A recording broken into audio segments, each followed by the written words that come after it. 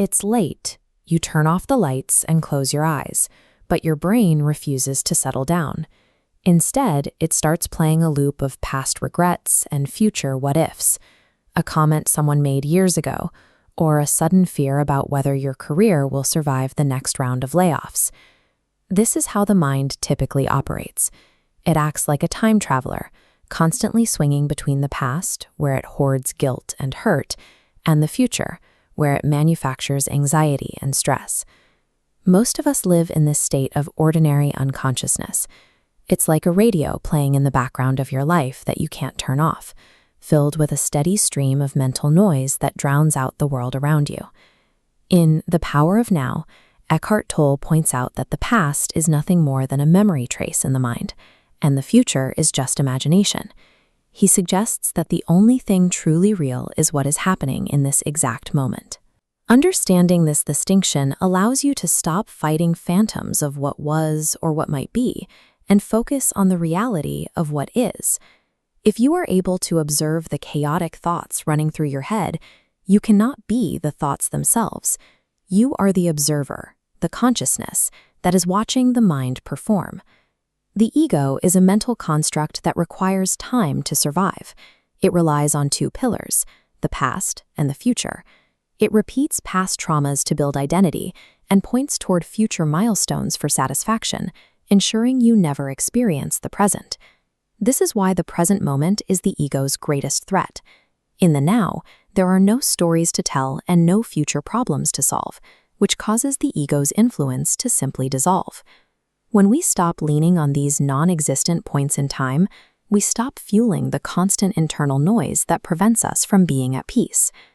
Beyond the thoughts themselves, there is an emotional layer Tolle calls the pain body.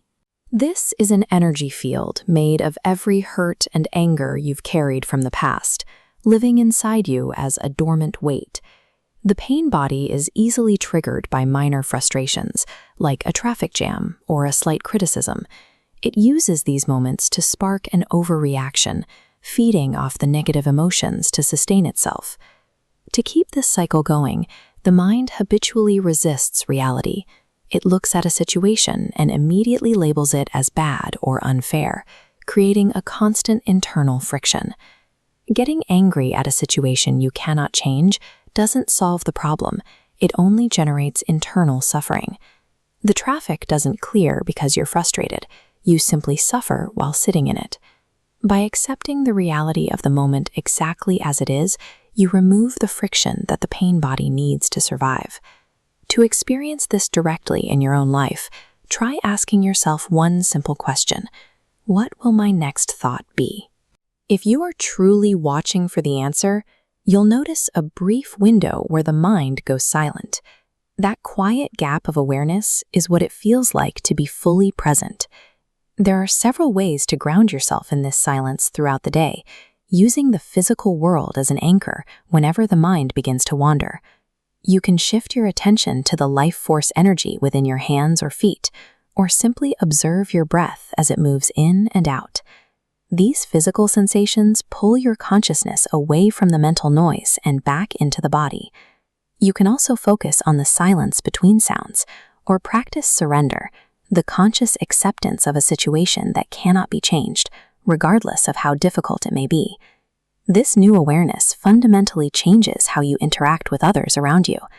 When someone else is acting out of anger, observing them with silent presence instead of reacting allows their egoic trauma to pass without fueling a conflict.